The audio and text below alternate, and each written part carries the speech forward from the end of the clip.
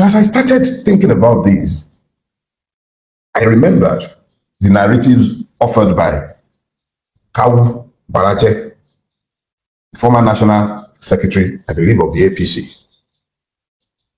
This is reported in Business Day of the 2nd of August, 2022. Baraje was speaking at the occasion of his 70th birthday. And he said, on record, that in the lead up to the 2015 election, they, as the APC, imported Fulanis from Sierra Leone, from Mali, from Senegal, from Niger, and from Chad. He was very specific. He did not mention any other ethnic nationality. He spoke specifically of the Fulani. He said they imported Fulanis from Sierra Leone, Mali, Senegal, Niger, and Chad. I'm not sure if we had influxes from Equatorial Guinea or if the ones in other parts were equally invited, but it was specific. And in 2015, a rabid Fulani redentist and a Muslim fanatic was elected president of Nigeria. Baraje was very, very clear in also saying that the people they invited, they also harmed. Let me repeat myself. Go to the Business Day newspaper of August 2, 2022. I am quoting Kawu Baraje. He was part of the foundation of the APC. He was the factional chairman of the breakaway PDP that was part of the foundation of the APC. There are recorded confessions on TikTok, on YouTube, almost every social media platform. You'll find Fulani people telling you. There's one particular one I watched myself where the guy was like, look, AK-47, that they don't use it to shepherd their cows, that these were given to them. He was specific in saying that. He's on record. A friend shared a story with me, and I think he also posted these on social media. Is she rather, a farmer. And she recounted how she was farming somewhere in Oyo State, somewhere around Afijio. I went to school in Fiditi, which incidentally is my mother's village, for those idiots who are saying my mother is Igbo or this. Anyways, in Afijio, if you know Fiditi and his axis, you know that is on the road to Oyo, after it's between Oyo and Ibadan. So that's deep in the heartlands of Yoruba land. And this woman says that immediately after the harvest season, the Fulanis would come. These are Fulanis who have lived in the community for decades. They will come, graze their cattle. In grazing their cattle, the droppings from the cattle would help to fertilize the field. The hooves will break the soil, and it was a mutually beneficial relationship. And these Fulanis would help, and they would give them fura and wara, and people had a mutually beneficial relationship. And when the cows grazed on people's farm, there was also a key, easy way of fixing the problems. They would pay reparations. They had peaceful coexistence. And then this woman told me that after a point, the Fulani, the leader of the local Fulani who would graze on her fields, came to her to say, look, I'm leaving. There are some new Fulanis in the environment. I cannot coexist with them. And the man left with his family, somebody who had lived in the neighborhood well in excess of 20, 30 years. He left with his family. And not long after, there was this new influx of Fulani people who wouldn't even hear any language and were never ready to discuss peace. Every little infraction turned into fights. And these ones were acting more like conquerors than neighbors. She abandoned her farm. This story is over 10 years old. I used to farm, and I had farms in Ijebubo. For those of you who are familiar with Ijebubo, I had farms in Telubomi and Abude, just behind Akoje Farm Settlement. I had cocoa farms running into tens of acres. I was forced to abandon my farm over 10 years ago because of Fulani activities in the neighborhood. Over 10 years ago. The fact is that this has been an insidious conquest. It has happened with the complicity of the state. And because of the complicity of the state, a lot of us have been slow to admit to the fact that Nigeria is in the grip of an insurgency, ably supported by our government and the rulers of Nigeria.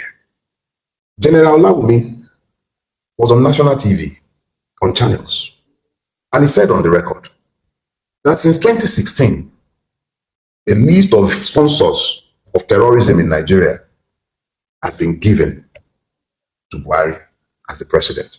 He said in that interview that the sponsors of terrorism included governors, persons in the cabinet of the president. Nothing ever happened to them. The UAE caught sponsors, financiers of terrorism in Nigeria, and they sent them to prison in the UAE. And then they sent a corresponding list of sponsors who are in Nigeria to the Nigerian government, over 300. Nothing ever happened to them. But the same government is always quick to jail 17-year-olds on trumped-up charges. The same government, the same system is always available to persecute those who might make the error of asking to be citizens.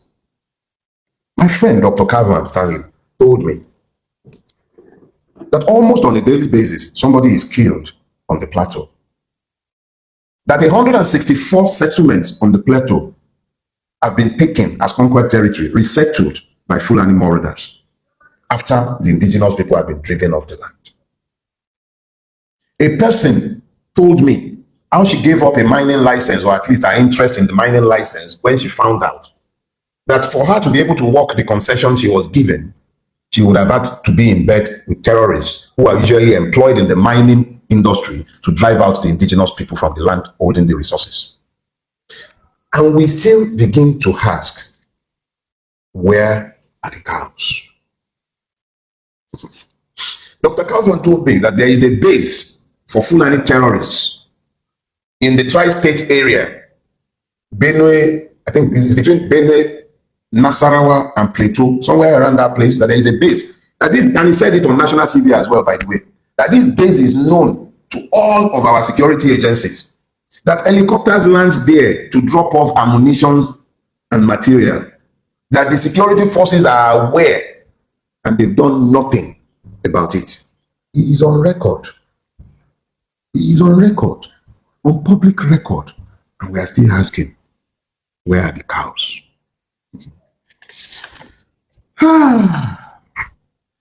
In this last week, I came across the interview given by the old soldier, Brigadier Kogun. Brigadier Kogun. He was on Edmond Obilo's show, and he was talking about his experience as the Amotekun Corps commander in Oyo State. General Togun spoke of the difficulties and challenges that were placed on his path by those who were determined to ensure that he did not succeed as a corps commander. He spoke extensively, very extensively, about how he was prevented from recruiting certain classes of personnel, how he was frustrated and not given the material required. And then he spoke even more alarmingly of the multiple Fulani camps that are inside the forests of the Southwest. And then I remember Obadiah Malafia's word before he was murdered.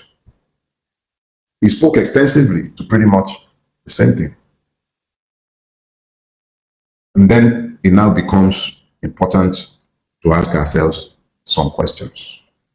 Are the cows? I believe that there are many cows in this sorry story. The victims have been treated as cows, or even worse, by those herding cows, slaughtered less reverently than they would have slaughtered cows. I see pictures coming out of Bokos. I see multiple pictures coming out of the Middle Belt. I see the pictures coming out of Akure, coming out of Enugu, coming out from almost every part of this beleaguered land.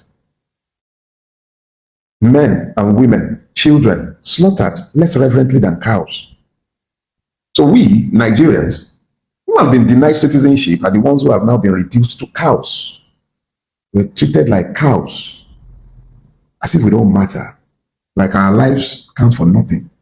What is the value of the Nigerian life if 16 persons said to be hunters in Uromi caused national outrage, rightly so, but the gruesome murder on a daily basis of more people has been normalized as though they are not humans. A state exists. Its president is on a vacation in France, even working vacation in France, but the president of France is visiting Egypt. Make it make sense to me, because I don't understand these things, but in the country that the person governs or pretends to govern, people are being slaughtered with nary a reaction. And we are still asking, who are the cows? Apparently, the Nigerian is less than a cow in the eye of the Nigerian state. Much less than a cow. When they ask where are the cows, maybe we should begin to look in government houses for the cows, because even if you hate us so much, shouldn't you worry that the country you are pretending to govern has been turned over to foreign invaders who are brought in for political purpose? How long do you think this cycle that you have energized is going to last before there is a blow up? Exactly how long do you reckon it's going to last? Everywhere you turn, people are being slaughtered. Truth is, I would like to say like cows, but the cows would appear to have privacy over human beings in the Nigeria that has been built under the watch of the APC. There is nobody else to blame for this. This is on the table of the APC. This is not just about Tinubu. It's not just Tinubu. It's the APC. Everyone, and when I say APC, a lot of those who are responsible for this have left APC today. They've gone back to their PDP or they've gone to the SDP like that short monkey from Kaduna. Where are they today? So essentially, this has been done with the sanction of the political class. Nigeria is under attack. Let's be clear. Let us be clear. This is a state-sponsored war of conquest against the Nigerian people by foreign Fulanis brought into this country by the APC. That is the gospel truth, the stubborn truth. And the sooner we all wrap our brains around this and begin to demand that the APC and the government, whether you're APC, whether you're PDP, it doesn't even matter. If you're in a position where you are meant to be the protector of the people because you are functionaries of the state, whose first duty is the protection of the people, it shouldn't matter where this threat is coming from, who brought it in. The reality is that Nigeria is in the grip of a war of conquest. The state is failing. It is failing horribly. At a time when the state is under attack by persons brought into the country by those who are governing the country today, the president is away on holiday. The director of the DSS is telling us that we are the ones who protect ourselves. Jackson, who fought back in self-defense because his life was in imminent threat, not just threat, he was already stabbed, overpowered his attacker and stabbed back, and our Supreme Court sentenced him to death. If that wasn't self-defense, what is? So, in a situation where the foreign invaders have been offered immunity and impunity, what is the lot of the Aborigines? Our forests are not they're not no man's land. Those are sacred forests. They belong to some people. They are lands belonging to people. When you brought foreign terrorists, people who had no land of their own, to come into our country, to come and take land, you become complicit in the multiple murders that have taken place in pursuit of their purpose. No wonder they were saying that we should ask our president what he agreed with them. Nigeria is under attack. There is no sugarcoating it.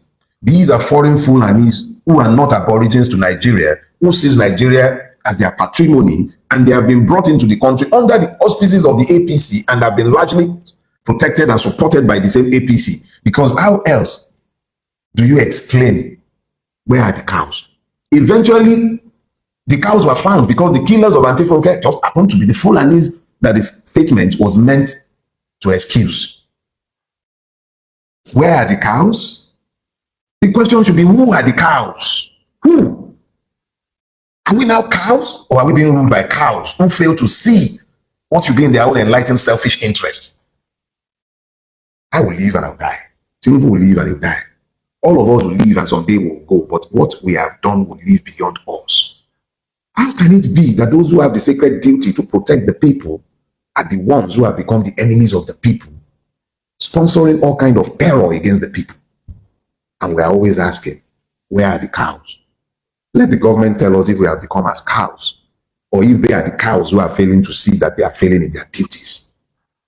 But when you're asking who the cows are, or where the cows are, also ask yourself, where is your brain in this imagined scenario? Are you able to see what is obvious, or you are still denying the obvious because of your ethno-religious or partisan interest? The truth is the truth, regardless of who believes or do not believe it. But the truth does not cure the willfully ignorant. I hope I have spoken to people who still have the capacity to think on their own and to draw inferences, logical inferences from the truthful facts that are in front of them.